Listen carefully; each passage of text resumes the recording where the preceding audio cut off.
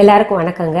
இன்னைக்கு நான் உங்களுக்கு சாம்பார், அதாவது அரைச்சி விட்ட சாம்பார் எப்படி செய்யறதுன்னு சொல்லித்தர போறேங்க, செஞ்சு காமிக்க போறேன். இப்ப பாருங்க, நான் ஒரு குக்கர் எடுத்துட்டேங்க. துவரம் பருப்பு அலசி நான் வச்சிருக்கேன். அந்த துவரம் பருப்பு போட்டுடுறேன் குக்கர்ல.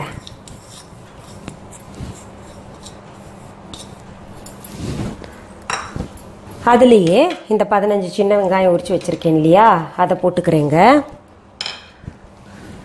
இந்த முள்ளங்கி அரிஞ்சு வச்சுருக்கோம் இல்லையா, அதையும் அதில் போட்டுக்கலாம்.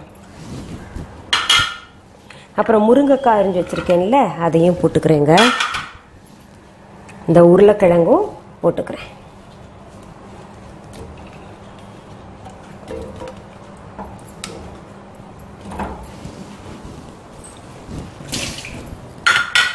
இதை போட்டு மஞ்சத்தூள் போட்டுடலாங்க.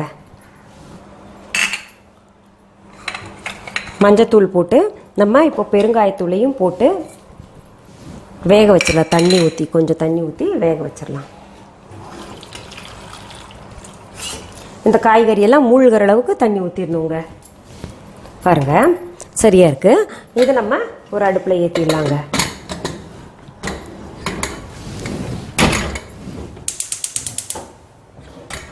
அடுத்தது நம்ம என்ன பண்ணலாம், செகண்ட் ப்ராசஸ்ங்க. இது செகண்ட் ஸ்டெப் பண்ணணும். நம்ம ஒரு பேன் எடுத்துக்கலாம். பேன் எடுத்து சூடாகட்டும். அது இப்போது நம்ம அடுப்பில் இது வச்சுருக்கோம். இது சூடாயிருச்சு. கொஞ்சம் எண்ணெய் விட்டுக்கலாங்க. கொஞ்சம் ஒரு 2 டீஸ்பூன் அளவு எண்ணெய் விட்டுட்டு வர கொத்தமல்லி இருக்கு இல்லையா, அதை போட்டுடலாம். அப்புறம் வெந்தயம் போட்டுடலாம். முதல் 2ஐயும் நல்லா வறுத்துக்கலாங்க.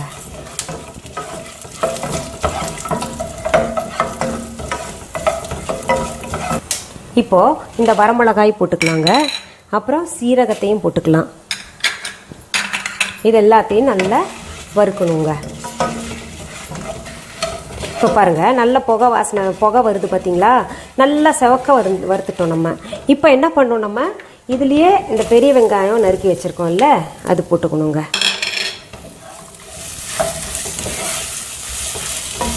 நல்லா ஹோட்டல் சாம்பார் மாதிரி இருக்குங்க. இன்னும் சொல்லணுன்னா அதை விட கூட சுவையாக இருக்கும்னு கூட சொல்லலாம். நம்ம அவ்வளோ நல்லா இருக்கும் இது. இப்போ இதை போட்டு வதக்கலாம்.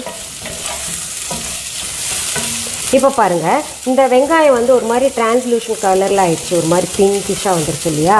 அதில் நம்ம என்ன பண்ணோம், அப்படி வந்தோடனே இந்த தக்காளி நம்ம நறுக்கி வச்சுருந்தோம் இல்லையா, அதையும் போட்டுக்கலாம். தக்காளியும் கொஞ்சம் நேரம் நம்ம இப்போ வதக்கணும். இப்போ பாருங்கள், நம்ம தக்காளி போடும்போது நல்லா முழுசாக இருந்தது இல்லையா, வெட்டி போட்டது. இப்போ பாருங்கள், ஒரு மாதிரி ஷ்ரிங்க் ஆகிட்டு ஜூஸ் அதிலேருந்து இறங்கிருச்சு. இப்போ என்ன பண்ணணும், நம்ம துருவி வச்ச தேங்காய் இது போட்டுடணும். போட்டு இதையும் நல்லா கலந்துடலாங்க. எப்போவுமே தேங்காய் போட்டு அடுப்பில் ரொம்ப நேரம் இருக்கக்கூடாது. எப்போ தேங்காவை நிறைய பேர் கொழுப்பும்பாங்க. அந்த கொழுப்பு இது நல்ல கொழுப்புங்க தேங்காய் ஆக்சுவலாக. இன்னொன்று கொழுப்பு சத்தா எப்போ மாறுதுன்னா, நம்ம தேங்காவை அடுப்பில் வச்சு ரொம்ப நேரம் கிளறினா தான் அது கொழுப்பு சத்தா மாறும். நமக்கு போட்டு எப்போவுமே பொரியல்லையும் ஆகட்டும், எல்லாத்துலேயுமே தேங்காய் போட்டு உடனே கிளறி எடுத்துடணும். நம்ம இப்போ தேங்காய் போட்டு இது பண்ணியிருக்கோம் இல்லையா. இங்கே பாருங்கள், இப்போது கொஞ்சம் ஆற விட்டுறலாம் இதை. இப்போ பாருங்கள், நம்ம இது வதக்கி வச்சோம்ல எல்லாத்தையும், அதை இப்போ மிக்சியில் போட்டு நான் நல்லா அரைச்சிக்கிறேங்க. நல்லா கூழ் மாதிரி அரைச்சிக்கணும். அதில் என்ன பண்ணலாம், நம்ம இப்போது இந்த புளி இருக்கு இல்லையா, கரைச்சி வச்சது, அதையும் போட்டுக்கலாங்க. முதல் தான் அந்த காலத்தில் வசதி இருக்காது. அதனால பார்த்தீங்கன்னா உங்களுக்கு இது புளியெல்லாம் கையால் கரைச்சி வச்சுருக்கோம். அந்த மாதிரி இப்போ புளியை வேஸ்ட் பண்ண வேண்டாம். நம்ம புளியம் கொட்டை எடுத்துட்டு நல்லா அரைச்சிடலாங்க. குக்கரில் வச்சுருந்தோம் இல்லையா, அது இறக்கிட்டேன் நான். அடுப்பில் இருந்து இறக்கி இப்போ விசில் போயிடுச்சு. திறந்து பார்க்கலாம். பாருங்கள், காய்கறி எல்லாம் சரியாக வெந்திருக்கு. இங்கே பாருங்க, இப்படி இருக்குது, சரியாக வெந்திருக்குங்க. பருப்பும் வெந்திருக்கு, கிழங்கும் வெந்திருக்கு, முருங்கைக்காய் வெந்திருக்கு, முள்ளங்கி எல்லாம் சரி வேகத்தில் வெந்திருக்கு. நம்ம இப்போ அந்த மசாலா அரைச்சோம் இல்லையா, அது எப்படி இருக்குன்னு பார்ப்போம். பாருங்கள், மசாலாவும் நல்லா அரைச்சிருக்கு, கூழ் மாதிரி அரைச்சாச்சு. சரி, இப்போ நான் அடுப்பில் இது வச்சுருக்கேங்க, சூடாகட்டும் இந்த பேன். பேன் நல்லா சூடாயிருச்சுங்க. அதில் நம்ம எண்ணெய் ஊற்றிக்கலாம். சும்மா தாளிக்கிற அளவு ஊற்றினா போகிறோம். கடுகு நல்லா பொரியட்டும்.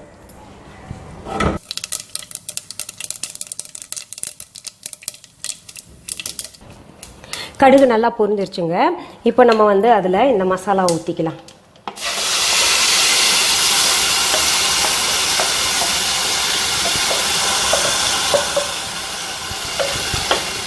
தண்ணி ஊற்றி வேணால் சேர்த்துக்கலாம் நம்ம இன்னும். அப்புறம் இந்த நம்ம வேக வச்சு வச்சுருக்கோம் இல்லையா குழம்புக்கானதெல்லாம், அதையும் போட்டுக்கலாங்க.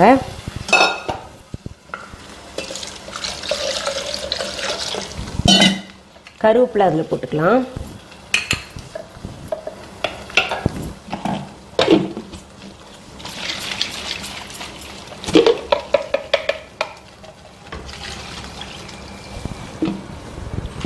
நமக்கு எவ்வளோ திக்னஸ் வேணுமோ அதுக்கேற்ற மாதிரி நம்ம தண்ணி ஊற்றிக்கலாம்.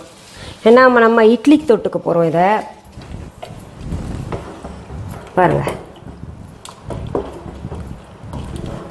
நல்லா கலந்து விட்டுலாங்க. இதை இன்னும் கொஞ்சம் திக்காகவே இருக்குது, நம்ம தண்ணி வேணால் சேர்த்துக்கலாம்.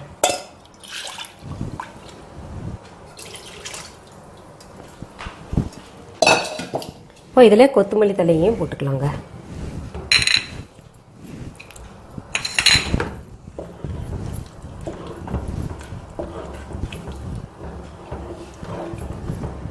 கொஞ்சம் உப்பை சேர்த்துக்கலாங்க.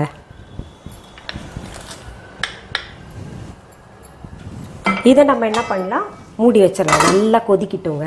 நல்லா கொதிச்சு பச்சை வாசனை போயிட்டோம். சாம்பார் ரெடி ஆயிரும். அது பார்த்தீங்கன்னா இந்த சாம்பார் வந்து நமக்கு இந்த 14 இட்லி வந்து ஹோட்டலில் விற்கிறாங்க இல்லையா, 14 இட்லிஸ்ன்னு சொல்லுவாங்க இல்லையா, அதுல எல்லாம் ஊற வச்சு நல்லா நெய் ஊற்றி சாப்பிட்டோன்னா பிரமாதமாக இருக்குங்க. சரி, அது கொதிக்கிட்டோம். அது வரைக்கும் வெயிட் பண்ணலாமா? நம்ம இந்த அரைச்சி விட்ட சாம்பார் நம்ம இது பண்ணியிருக்கோம் இல்லையா, இதில் வந்து உங்களுக்கு இட்லி எப்படி சேர்க்கறது, 14 இட்லி சரியாக நான் போட்டிருக்கேன். இதில் கொஞ்சம் நெய் விட்டா எப்படிதுமா இருக்கும். நெய்யும் விட்டுடலாமா? இப்போ பாருங்கள், அரைச்சி விட்ட சாம்பார் வந்து எப்படி செய்யறதுன்னு உங்களுக்கு நீங்களாம் தெரிஞ்சிருப்பீங்க இந்த எபிசோடு பார்த்ததுல. சரி, இந்த மாதிரி உங்களுக்கு தொடர்ந்து சமையல் நிகழ்ச்சிகள் மற்றும் எங்களுடைய இசை நிகழ்ச்சிகள் எல்லாம் பார்க்கணும் அப்படின்னு நீங்கள் விரும்புனீங்கன்னா நீங்களாம் செய்ய வேண்டியது ஒன்று தாங்க. சப்ஸ்கிரைப் பண்ணுங்க. உங்களுக்கு தானாகவே எல்லாம் நான் என்னென்ன பதிவு போடுறேனோ அதெல்லாம் வந்துகிட்டே இருக்குங்க. மீண்டும் சந்திக்கலாமா? நன்றி.